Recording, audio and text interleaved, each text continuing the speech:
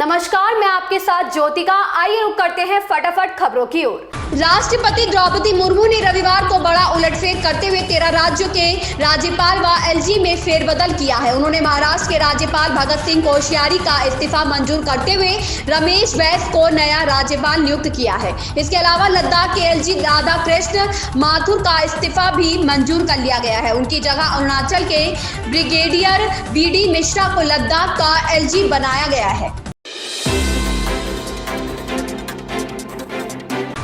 Akhil Bharatiya Congress committee के महासचिव केसी वेणुगोपाल ने भारत जोड़ो यात्रा पूरी करने की राहुल गांधी की प्रतिबद्धता की तारीफ की है। उन्होंने इस यात्रा के शुरुआती दिनों के घटनाक्रम का जिक्र करते हुए कहा है कि एक समय यात्रा में ऐसी स्थिति आ गई थी कि राहुल ने घुटने की गंभीर समस्या की वजह से किसी और को यात्रा का नेतृत्व किसी और देने पर विचार करना शुरू कर दिया था। वे खुद इस यात्रा को छोड़ना चाहते थे।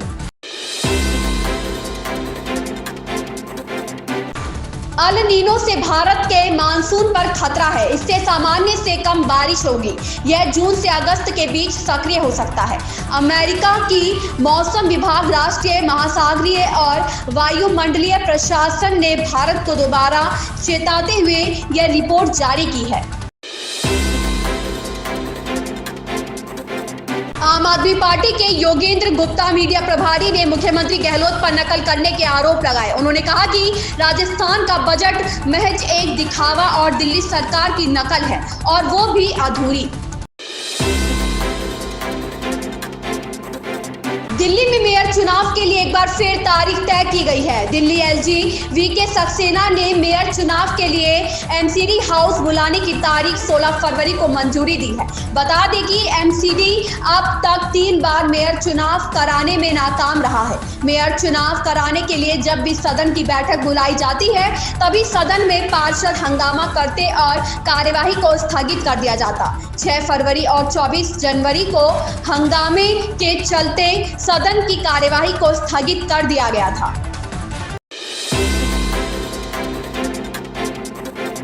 महाराष्ट्र में शिवसेना के एकनाथ शिंदे के साथ सत्ता साझा कर रही भारतीय जनता पार्टी ने शनिवार को अगले विधानसभा चुनाव में कम से कम 200 सीट और राज्य की अधिकतर लोकसभा सीट जीतने के लिए महाविजय संकल्प की घोषणा की।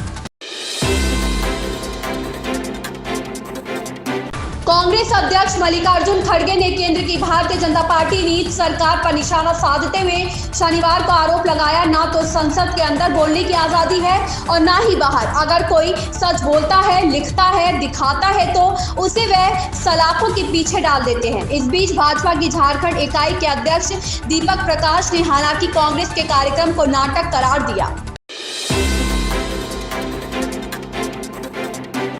ईरान में शनिवार को लोगों ने उत्साह के साथ क्रांति की 44वीं वर्षगांठ मनाई, लेकिन ईरान सरकार विरोधी हैकरों की नजर इस कार्यक्रम पर बनी रही। हैकरों ने राष्ट्रपति इब्राहिम राइसी के एक टेलीविजन भाषण को संक्षिप्त रूप से बाधित कर दिया। बता दें कि देश में राष्ट्रपति राइसी को हटाने के लिए कई युवा प्रदर्शनकारी पिछले कुछ दिनों से सड़क पर उतर रहे हैं।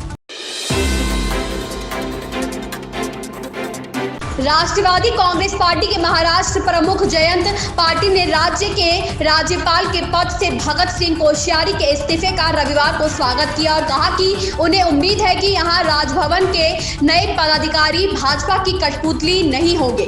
राष्ट्रपति भवन की एक विज्ञप्ति में रविवार को कहा गया कि राष्ट्रपति द्रौपदी मुर्मू ने कोश्यारी का इस्तीफा स्वीकार कर लिया है।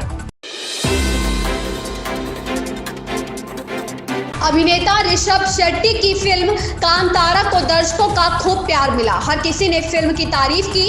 अब इस फिल्म के बारे में गृह मंत्री अमित शाह ने अपनी राय दी है। उन्होंने कांतारा की तारीफ की है। अमित शाह ने कहा है कि फिल्म कांतारा देखने के बाद उन्हें दक्षिण कन्नड़ जिले की संस्कृति के बारे में पता चला। बता दें कि हाल ही में एक चुनावी सभा को संबोधित करते हुए अमित शाह ने इस बात का जिक्र किया। ऐसी ही खबरों से जुड़े रहने के लिए बने रहिए हमारे साथ।